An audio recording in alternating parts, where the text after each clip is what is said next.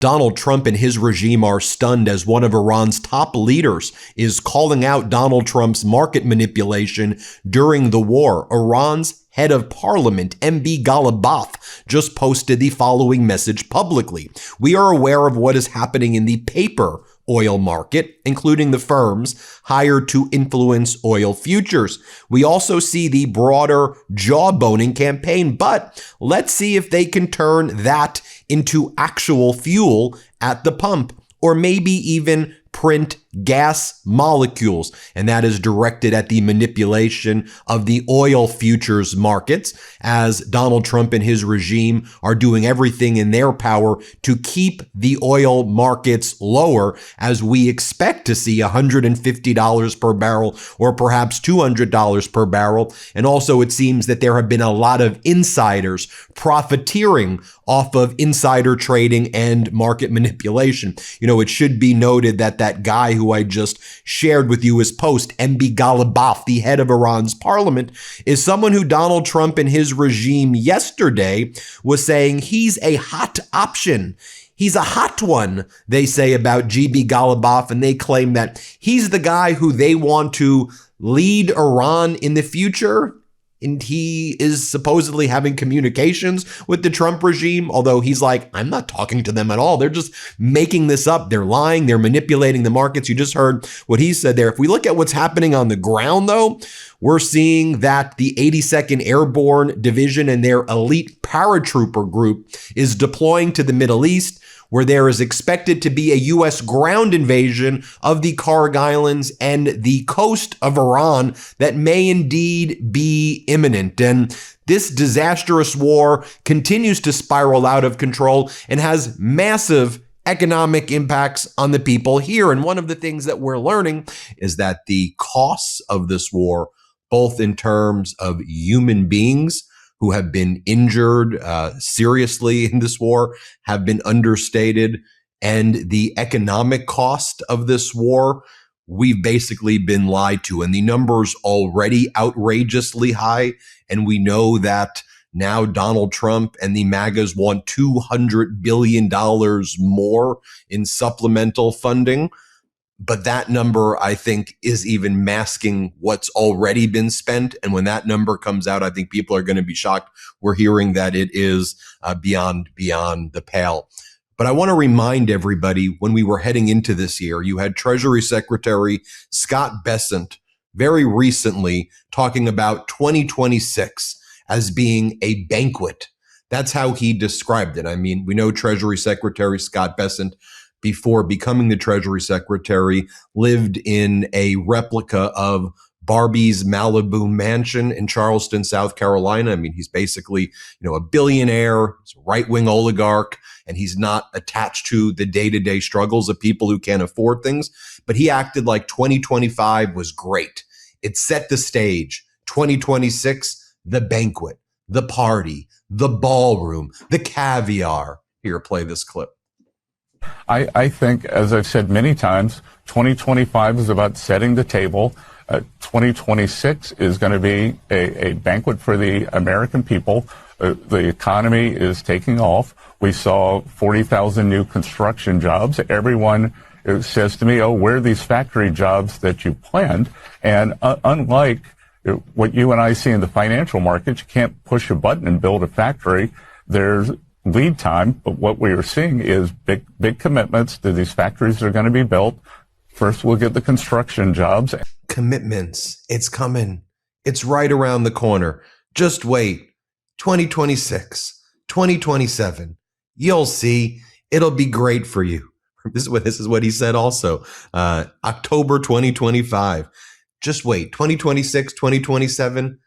That's your year. 2025. That's the oligarchs, but it's coming for you. Here, play this clip. Things look pretty good at home, huh? Larry, things look great, and they're good now. I think 2026, 2027 are going to be great years because, as you know, part of what's happening with the tax bill is the president's campaign promises, which he kept on no tax on tips, no tax on overtime, no tax on Social Security, and deductibility of auto loans for American cars. On the first three, working Americans have kept their withholding the same. And you might recall, I'm also the IRS commissioner, so I can see what's going on at the IRS.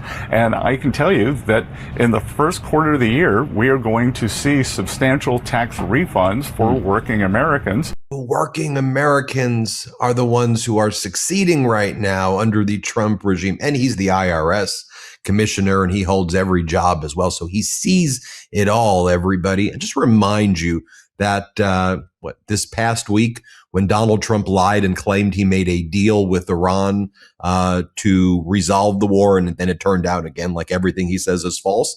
Traders placed roughly $580 million in oil bets just 15 minutes before Trump posted about the fake peace deal. The positions around 6,200 futures contracts were executed moments before the announcement and aligned with a sharp move lower in oil prices that followed. The trades are estimated to have generated over $100 million of profits within 20 minutes. In the same time, in one move, $1.5 billion in S&P 500 futures were bought, while 192 million, which we just talked about, of futures were sold, 4 to 6 times larger than anything else seen at this time. The traders made unusually large gains. That's what's going on in the Trump world. I want to bring in right now the Brooklyn Borough president, Antonio Reynoso. And Antonio is running for Congress.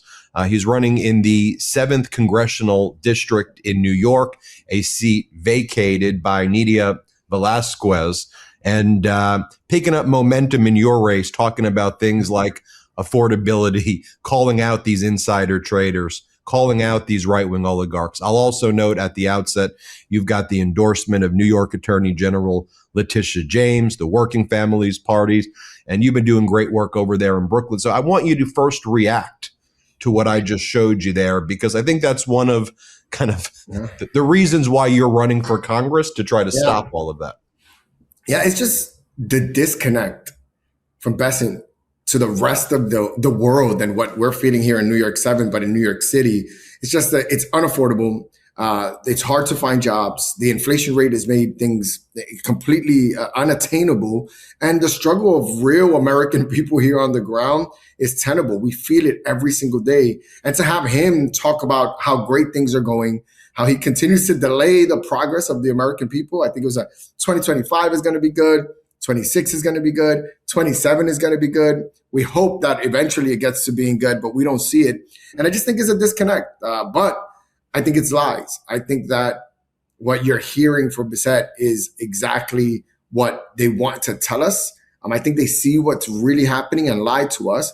And I want to say, but the Democrats don't seem to see what's happening and reacting in an appropriate way. So I do want to say the fight that we have in New York 7 is not only holding the Republicans and Trump accountable, it's always also making sure that the Democrats finally show up to this fight in a meaningful way. Right. That's why I've always said this network is actually not political. And it's funny. My wife is like, yeah, you're political. It's a political media company. I said, no, it really isn't. Like, to me, what fascinates me and what I care about and what energizes me are the values and principles. And you can give that whatever label you want to call me. You want to call me far left. You want to call me. I truly don't care. It's who are we fighting for? Are we fighting for the working families and working people and the people who you interact with in Brooklyn on a day-to-day basis? Or are you fighting for the Treasury Secretary, Scott Bessents out there, who are Ponzi scheming and doing these insider trading deals while your constituents in Brooklyn and potentially the constituents you'll represent if you win in the 7th are struggling on a day-to-day to afford eggs, to fill up their car with gas? That's what's at stake here, right? Yeah, it is. And it's incredible. But I do want to say that this time is going well for many people at the top 1%, right? Like, that's something that I think really gets lost by the American people, especially folks that are MAGA-like or centric. It's just that Scott is doing very well. and his friends are doing very well. It's the rest of us that are struggling, and there are systems in place to assist and ensure that he continues to do well and that we continue to struggle. And you would think that the party, that's why I know that you say it's not political, but it's just the Democratic Party could be the party of bringing attention to this disorder and this ridiculous polarization that's happening, not in politics, but in money. It's a money fight. It's a class fight. It's a class warfare. And they continue to show it to us right in front of our face. They're not even denying it at this point. And we seem to be blind to it. But we got systems and things that we could be doing in Congress to really hold folks accountable. Ending Citizens United is something that we have to talk about more strategically and more forcefully to make sure we can get big money out of politics. Insider trading, the fact that these folks are getting insight 20, 30 minutes before an announcement that Trump is going to make, and they're able to hedge their bets that the American people will never get access to, and they enrich themselves through that, is illegal and should be something that we hold people accountable for. And I'm hoping that when Congress does become majority Democrats, that we're able to use the Judiciary Committee and all these oversight committees to really hold people accountable for this illegal activity that is enriching a small few people while the rest of us suffer. The 7th in New York, very diverse. Brooklyn, very diverse. I grew up in Long Island. My brother used to live in Brooklyn for a period of time.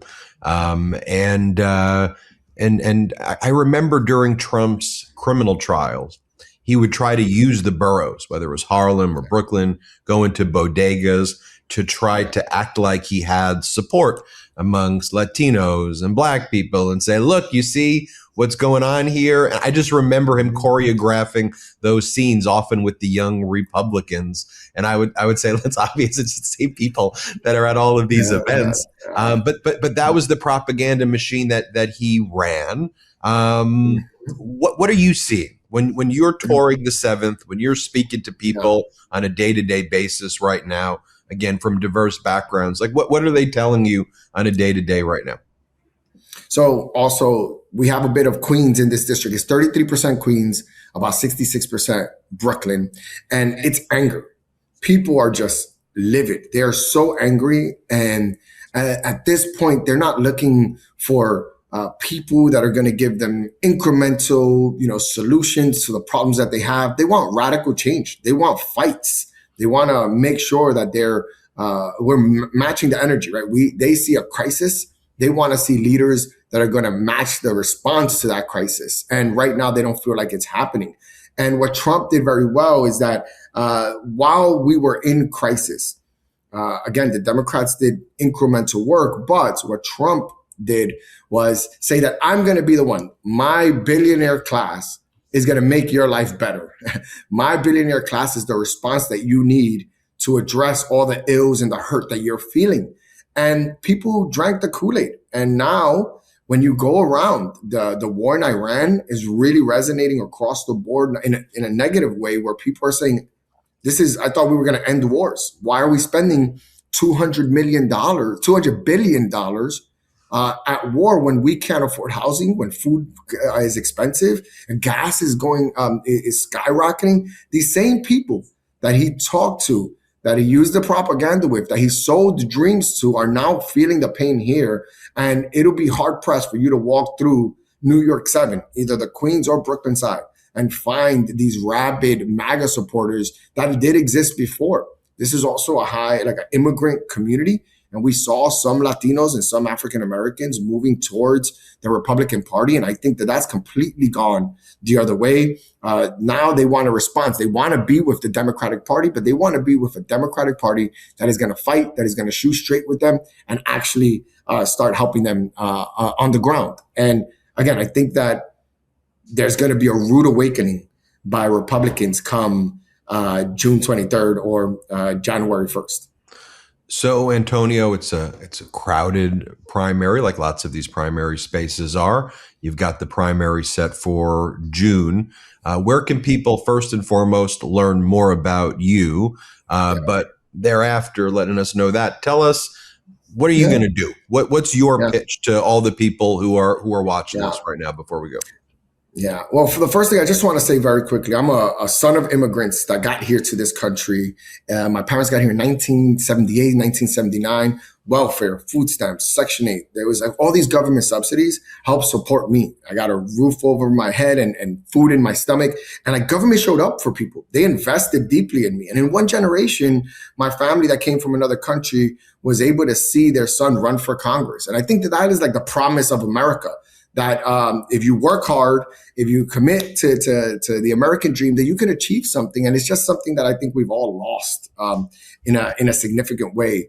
But look, this is going to be, and so what I want to do is pay it forward. I want to make sure that we do basic investments in human rights that people have. Make sure there's dignity in the work we do. And if we invest very little in the American people, the returns are tenfold. And that's who I want to be here for.